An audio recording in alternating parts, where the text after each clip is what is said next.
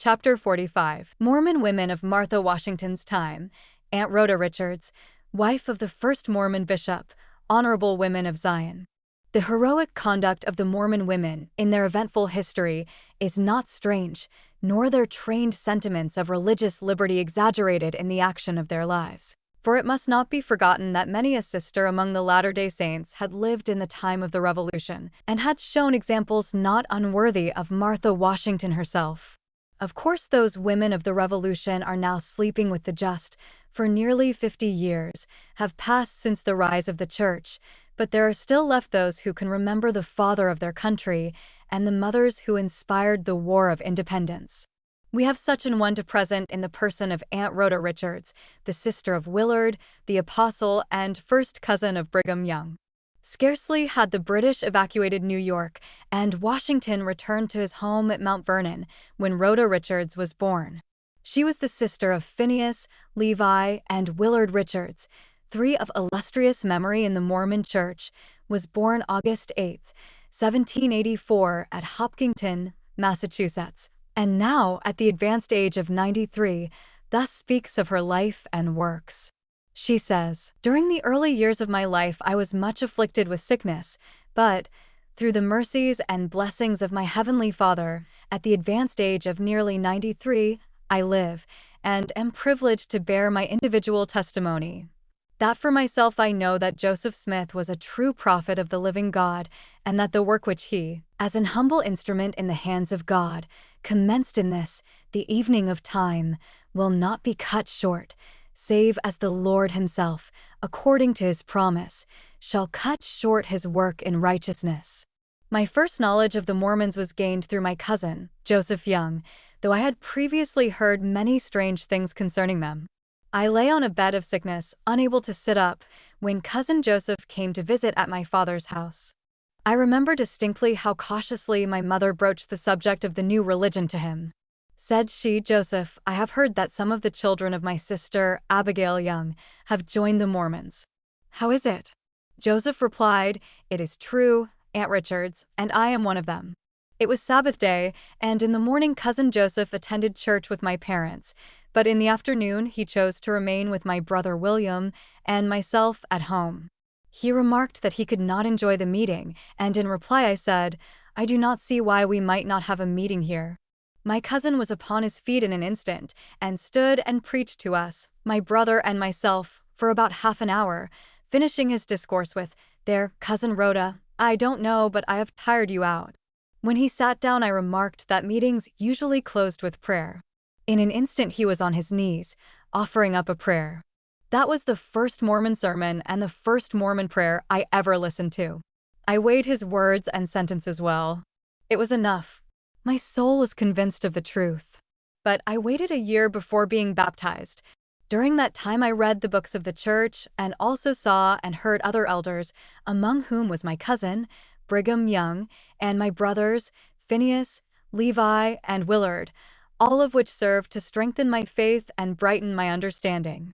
A short time after I was baptized and confirmed, I was greatly afflicted with the raging of a cancer about to break out in my face. I knew too well the symptoms, having had one removed previously. The agony of such an operation, only those who have passed through a like experience can ever imagine. The idea of again passing through a like physical suffering seemed almost more than humanity could endure. One Sabbath, after the close of the morning service, I spoke to the presiding elder and acquainted him with my situation, requesting that I might be administered to, according to the pattern that God had given, that the cancer might be rebuked and my body healed. The elder called upon the sisters present to unite their faith and prayers in my behalf, and upon the brethren to come forward and lay their hands upon me, and bless me in the name of the Lord Jesus Christ, according to my desire. It was done, and I went home completely healed, and rejoicing in the God of my salvation.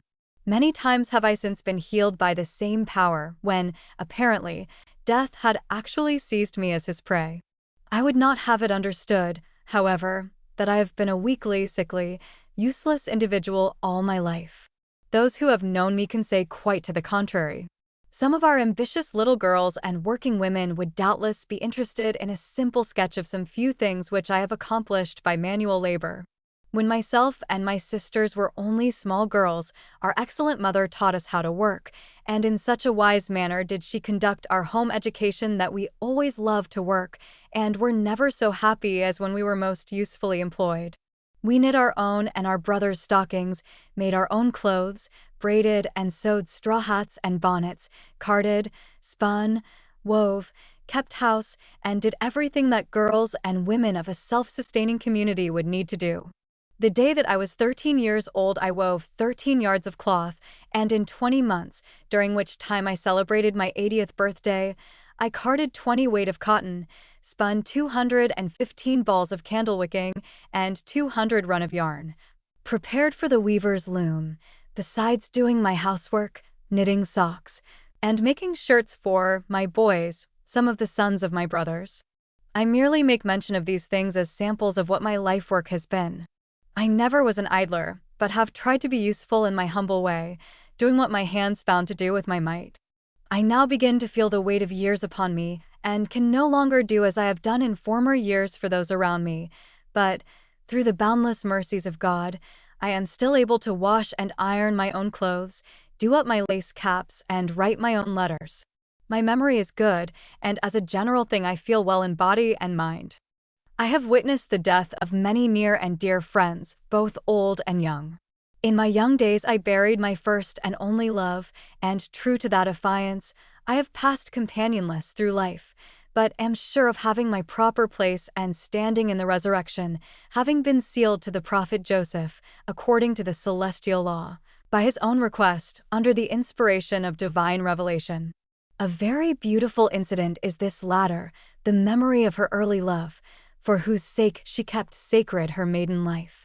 The passage is exquisite in sentiment, although emanating from a heart that has known the joys and sorrows of nearly 100 years. Lydia Partridge, the aged relict of the first bishop of the Mormon Church, may well accompany the venerable sister of Willard Richards. She was born September 26, 1793, in the town of Marlborough, Massachusetts, her parents' names being Joseph Clisby and Miriam Howe. The course of events, finally, brought her to Ohio, where she made the acquaintance of and married Edward Partridge. Her husband and herself were proselyte into the Campbellite persuasion by Sidney Rigdon, but they soon afterwards became converts to Mormonism, and Mr. Partridge thereupon commenced his career as a laborer in the ministry of the church. They were among the first families to locate in Missouri, and also among the first to feel the sting of persecution in that state. Removing finally to Nauvoo, her husband there died. In the after wanderings of the saints in search of a home in the wilderness, she accompanied them. It may be briefly said of her that now, after 45 years in the church, she is as firm and steadfast as ever in her faith, and is one of the staunchest advocates of polygamy. Next comes Margaret T. M. Smoot, wife of Bishop Smoot, with the testimony of her life. She was born in Chester District, South Carolina, April 16, 1809. Her father, Anthony McMeans, was a Scotchman by birth, emigrating to America at an early age and settling in South Carolina, where he resided at the breaking out of the Revolutionary War. Fired with patriotic zeal, he immediately enlisted in the ranks and continued fighting in the cause of liberty until the close of the war, when he returned to his home, where he remained until his death. Her mother was a hunter, being of Irish extraction. Her grandfather Hunter also served in the Revolutionary War, being an intimate friend of General Washington. For these reasons, Mrs. Smoot is justly proud of her lineage. Her husband, the bishop, being also of Revolutionary descent, they as a family well exemplified the claim made elsewhere, that the Mormons were originally of the most honored and patriotic extraction. She embraced the Mormon faith in 1834 and was married to Mr. Smoot the following year in the state of Kentucky. In 1837 they went to Far West, MO, and their history thence to Utah is the oft-told story of outrage and persecution. It is proper to remark, however, that their son, William, was one of the original pioneers, and that their family was among the first company that entered the valley. Sister Smoot is known in the Church as one of the most illustrious examples of the first wives who accepted and gave a true Israelitish character and sanctity to the patriarchal order of marriage. While the long-sustained position of her husband as mayor of Salt Lake City enhances the effect of her social example. A few incidents from the life of Sister Hendricks, whose husband was wounded in Crooked River battle, where the Apostle David Patton fell, may properly be here preserved. Of that mournful incident, she says, "A neighbor stopped at the gate and alighted from his horse. I saw him wipe his eyes and knew that he was weeping. He came to the door and said, 'Mr. Hendricks wishes you to come to him at the widow Metcalf's.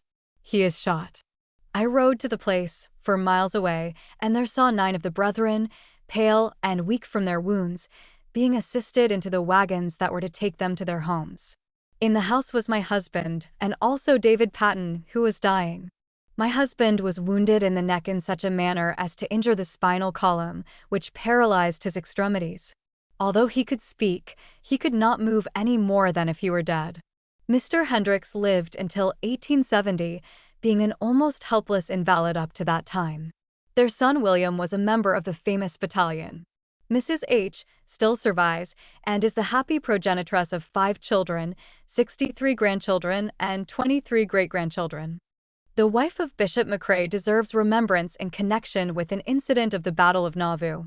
When it was determined to surrender that city, the fugitive saints were naturally anxious to take with them in their flight whatever of property, etc., they could, that would be necessary to them in their sojourn in the wilderness. It will be seen at once that nothing could have been of more service to them than their rifles and ammunition. Hence, with a refinement of cruelty, the mobbers determined to rob them of these necessaries. They accordingly demanded the arms and ammunition of all who left the city and searched their wagons to see that none were secreted. Mrs. McCrae was determined to save a keg of powder, however, and so she ensconced herself in her wagon with the powder keg as a seat, covering it with the folds of her dress. Soon a squad of the enemy came to her wagon, and, making as if to search it, asked her to surrender whatever arms and ammunition she might have on hand. She quietly kept her seat, however, and coolly asked them, "How many more times are you going to search this wagon today?" This question giving them the impression that they had already searched the wagon, they moved on, and Mrs. McCrae saved her powder. She still lives, and is at present a much respected resident of Salt Lake City. Mrs. Mary M. Luce, a venerable sister, now in her 77th year, and a resident of Salt Lake City, deserves a passing mention from the fact that her religion has caused her to traverse the entire breadth of the continent in order to be gathered with the saints. She was a convert of Wilford Woodruff, who visited her native place while on mission to the islands of the sea, Fox Islands, off the coast of Maine. In 1838, with her family, she journeyed by private conveyance from Maine to Illinois, joining the saints at Nauvoo. This was, in those days, a very long and tedious journey, consuming several months' time. During the persecutions of Nauvoo, she was reduced to extreme poverty, but, after many vicissitudes, was enabled to reach Salt Lake City the first year after the pioneers, where she has since continued to reside.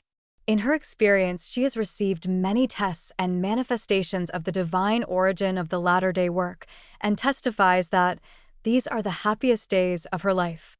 Elizabeth H., wife of William Hyde, for whom Hyde Park, Utah, was named, was born in Holliston, Middlesex County, Massachusetts, October 2d, 1813. She was the daughter of Joel and Lucretia Bullard, and a descendant, on the maternal side, from the Goddets. Her mother and herself were baptized into the Mormon faith in 1838, and they moved to Nauvoo in 1841, where Elizabeth was married to Elder Hyde in 1842. He was on mission most of the time up to 1846, when they left Nauvoo, in the exodus of the church. Her husband joined the Mormon battalion in July following, returning home in the last month of 1847. In the spring of 1849, with their 3 surviving children, they journeyed to Salt Lake Valley, where they resided until about 17 years ago, when they removed to Cache Valley and founded the settlement which bears their name. Mr. Hyde died in 1872, leaving 5 wives and 22 children. "It is my greatest desire," says Sister Hyde, "that I may so live as to be accounted worthy to dwell with those who have overcome and have the promise of eternal lives, which is the greatest gift of God." Nor should we forget to mention Mother Sessions, another of the last-century women who have gathered to Zion. Her maiden name was Patty Bartlett, and she was born February 4, 1795, in the town of Bethel, Oxford County, Maine. She was married to David Sessions in 1812 and survives both him and a second husband. Herself and husband joined the church in 1834, moved to Nauvoo in 1840, and left there with the exiled saints in 1846.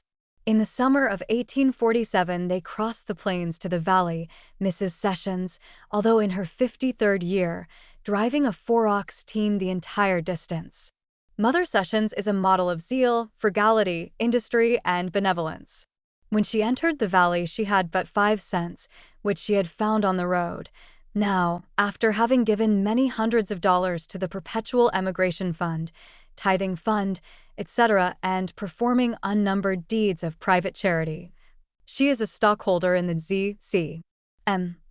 to the amount of some $12,000 or $13,000, and is also possessed of a competence for the remainder of her days, all of which is a result of her own untiring efforts and honorable business sagacity.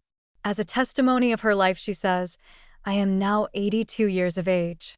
I drink no tea nor coffee, nor spirituous liquors, neither do I smoke nor take snuff. To all my posterity and friends I say, do as I have done, and as much better as you can, and the Lord will bless you as he has me." Mrs. R.A. Holden of Provo is another of the Revolutionary descendants. Her grandfather, Clement Bishop, was an officer in the Revolutionary War, was wounded, and drew a pension until his death. Mrs. H., whose maiden name was Bliss, was born in 1815 in Livingston County, N.Y., and after marrying Mr. Holden in 1833, moved to Illinois, where, in 1840, they embraced the gospel. Their efforts to reach the valley and gather with the church form an exceptional chapter of hardship and disappointment. Nevertheless, they arrived at Provo in 1852, where they have since resided, Mrs. Holden being, since 1867, the president of the Relief Society of the 4th Ward of that city. Sister Diantha Morley Billings is another of the aged and respected citizens of Provo. She was born August 23 d. 1795, at Montague, Massachusetts. About the year 1815, she moved to Kirtland, Ohio, and there was married to Titus Billings. Herself and husband and Isaac Morley, her brother, were among the first baptized in Kirtland. They were also among the first to remove to Missouri, whence they were driven and plundered of all they possessed by the mobs that arose, in that state, against the saints. Her husband was in Crooked River battle, standing by Apostle Patton when he fell. They reached Utah in 1848 and were soon thereafter called to go and start settlements in San Pete. They returned to Provo in 1864, and in 1866 Mr. Billings died. While living in Nauvoo, after the expulsion from Missouri, Mrs. Billings was ordained and set apart by the prophet Joseph to be a nurse, in which calling she has ever since been very skillful. Mrs. Amanda Vinlay, although but 8 years a resident of Utah, was converted to Mormonism in Philadelphia in the year 1839, under the preaching of Joseph the prophet, being baptized shortly afterward.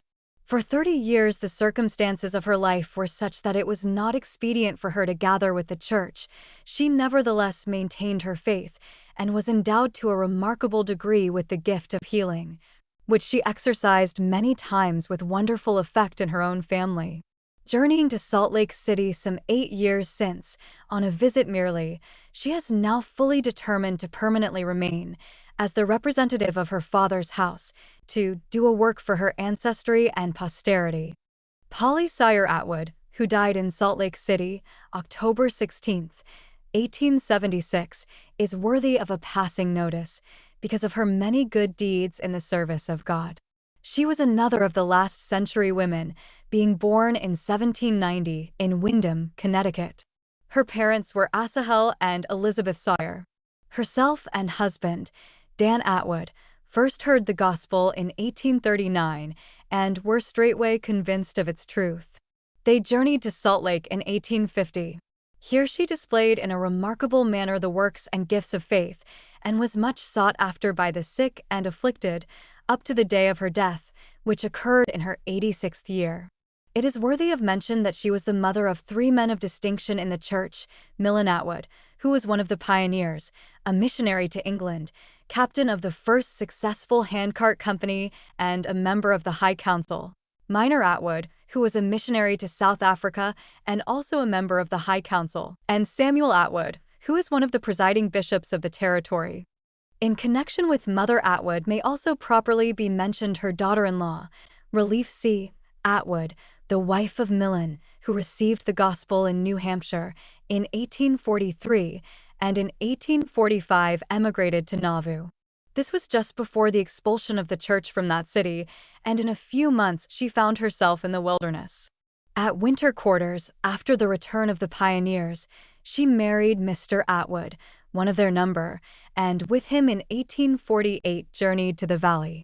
Their trials were at first nigh overwhelming, but in a moment of prayer, when they were about to give up in despair, the Spirit of the Lord rested upon Mr. A. And he spoke in tongues, and at the same time the gift of interpretation rested upon her. It was an exhortation to renewed hope and trust, which so strengthened them that they were able to overcome every difficulty. Her family has also received many striking manifestations of the gift of healing, so much so that she now bears testimony that God is their great physician, in whom she can safely trust. Sister Sarah B. Fisk, who was born in Potsdam, St. Lawrence, Colorado, N.Y., in 1819, is another of Revolutionary ancestry, her grandfathers, on both paternal and maternal side, having served in the Revolutionary War. In 1837, she was married to Ezra H. Allen. Shortly thereafter, they were both converted to Mormonism, and in 1842 moved to Nauvoo. In the spring of 43, they joined the settlement which was attempted at a place called Shakaquan, about 25 miles north of Nauvoo. Journeying with the saints on the Exodus, she stopped at Mount Pisgah, while her husband went forward in the battalion. Nearly 2 years passed, and word came that the brethren of the battalion were coming back. With the most intense anxiety, she gathered every word of news concerning their return, and at last was informed that they were at a ferry not far away. She hastened to make herself ready and was about to go out to meet him when the word was brought that her husband had been murdered by Indians in the California mountains. She was handed her husband's purse, which had been left by the Indians, and which contained his wages and savings. This enabled her to procure an outfit, and in 1852 she journeyed to the valley. Here let us mention another octogenarian sister in the person of Jane Naiman, daughter of David and Mary Harper, who was born in Westmoreland Company, PA, in 1792. She embraced the gospel in 1838 and became at once endowed with the gift of healing, which enabled her to work many marvelous cures, among which may be mentioned the raising of 2 infants from apparent death, they each having been laid out for burial. Herself and family received an unstinted share of the persecutions of the saints in Missouri and afterwards in Nauvoo, in which latter place her husband died. Her daughter, Mary Ann Nickerson, then residing on the opposite side of the river from Nauvoo, on the occasion of the troubles resulting in the Battle of Nauvoo, made cartridges at her home, and alone in her little skiff passed back and forth across the Mississippi, 1 mile wide at that point, delivering the cartridges without discovery. While the battle was raging, she also took 7 persons, including her mother, on a flatboat, and by her unaided exertions ferried them across the river. This heroic lady is now living in Beaver, Utah. Mrs. Naiman, now in her 85th year, testifies concerning the truth of the gospel as revealed through Joseph Smith. I know it is the work of God, by the unerring witness of the Holy Ghost. Malvina Harvey Snow, daughter of Joel Harvey, was born in the state of Vermont in 1811. She was brought into the church under the ministry of Orson Pratt in 1833, he being then on mission in that section. Her nearest neighbor was Levi Snow, father of Apostle Erastus Snow. The Snow family mostly joined the new faith, and Malvina and her sister Susan journeyed with them to Missouri. At Far West, she was married to Willard Snow in 1837, and in about 2 years afterward they were driven from the state. They settled at Montrose, but while her husband was on mission to England, she moved across the river to Nauvoo, the mob having signified their intention to burn her house over her head.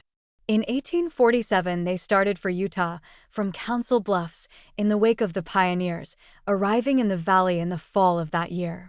Says Sister Malvina, "My faithful sister, Susan, was with me from the time I left our father's house in Vermont, and when we arrived in Utah, my husband took her to wife. She bore him a daughter, but lost her life at its birth. I took the infant to my bosom and never felt any difference between her and my own children. She is now a married woman. In 1850, my husband was called on mission to Denmark, from which he never returned. He was buried in the Atlantic, being the only missionary from Utah that was ever laid in the sea. I raised my 5 children to manhood and womanhood and have now lived a widow 26 years. Hoping to finally meet my beloved husband and family, never again to part, I am patiently waiting the hour of reunion. May the Lord Jesus Christ help me to be faithful to the end." Sister Caroline Tippett, whose maiden name was Pugh, deserves to be mentioned as one of the earlier members of the church, having embraced the gospel in 1831. Shortly afterwards, she joined the saints in Jackson County, Mo., and during the persecutions that ensued, endured perhaps the most trying hardships that were meted out to any of the sisters. Driven out into the midst of a prairie by the mob in the month of January, with a babe and 2-year-old child, she was compelled to sleep on the ground with only one thin quilt to cover them, and the snow frequently falling 3 or 4 inches in a night. She came to Utah with the first companies and is reckoned among the most faithful of the saints. Julia Budge, first wife of Bishop William Budge, may be presented as one of the women who have made polygamy honorable. She was born in Essex, England, where she was baptized by Chas W. Penrose, one of the most distinguished of the English elders, who afterwards married her sister, a lady of the same excellent disposition. The bishop is today the husband of 3 wives, whose children have grown up as one family, and the wives have lived together like sisters. No stranger, with preconceived notions, would guess that they sustain the very tender relation of sister wives. Their happy polygamic example is a sort of household word in the various settlements over which the bishop has presided. Sister Nancy A. Clark, daughter of Sanford Porter, now a resident of Farmington, Utah, has had a most remarkable personal experience as a servant of God. When a little girl, less than 8 years of age, residing with her parents in Missouri, she, in answer to prayer, received the gift of tongues and became a great object of interest among the saints. During and succeeding the persecutions in that state, and while her father's family were being driven from place to place, her oft-repeated spiritual experiences were the stay and comfort of all around her. Her many visions and experiences would fill a volume. It is needless to say that she is among the most faithful and devoted of the sisterhood. A pretty little instance of faith and works is related by Martha Granger, the wife of Bishop William G. Young, which is worthy of record. In September 1872, the bishop was riding down Silver Creek Canyon on his way to Weber River when he became sunstruck and fell back in his wagon, insensible. His horses, as if guided by an invisible hand, kept steadily on and finally turned into a farmer's barnyard. The farmer, who was at work in the yard, thinking some team had strayed away, went up to catch them when he discovered the bishop, a stranger to him, in the wagon. He thought at first that the stranger was intoxicated, and so hitched the team, thinking to let him lay and sleep it off. But upon a closer examination, failing to detect the fumes of liquor, he concluded the man was sick and, calling assistance, took him into the shade of a haystack and cared for him. Still the bishop remained unconscious, and the sun went down and night came on. 40 miles away, The bishop's good wife at home had called her little 7-year-old child to her knee to say the usual prayer before retiring. As the little child had finished, the mother observed a far-off look in its eyes, and then came this strange and unusual request. "Mother, may I pray, in my own words, for Pa? He's sick." "Yes, my child," said the mother, wonderingly. "Oh Lord, heal up Pa, that he may live and not die and come home," was the faltering prayer, and in that same moment the bishop, in that far-off farmer's yard, arose and spoke, and in a few moments was himself praising God for the succor that he knew not had been invoked by his own dear child.